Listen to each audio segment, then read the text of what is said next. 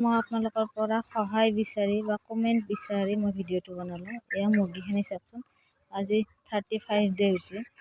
হ'লে মানে কি হ'ব, মুৰ্গীখিনি চিয়াৰ দি আহিছে সৰুতে ইমান বৰষুণ দিলে, যেতিয়াৰ পৰা মানে পোৱালি আহিছে সেইদিনাখনৰ পৰা কণ্টিনিউ মানে বৰষুণ সিহঁতে 12 দিনমান পাইছে, কিন্তু তেতিয়া চিয়াৰ দি নাহিল বা নমৰিল, কিন্তু এতিয়া চিয়াৰ দি আহিছে।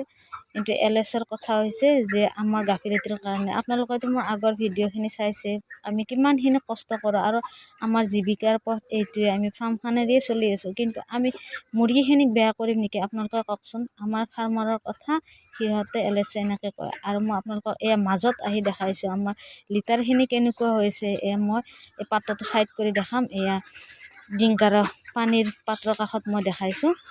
চাবচোন, যদি বেয়া হ'ল হয়, মাখি ভেনভেনাই থাকিলে হয়, আৰু মানে কি লিটাৰটো বেয়া হ'লে মুৰ্গীখিনি চিয়াৰ দি আহিল হয়।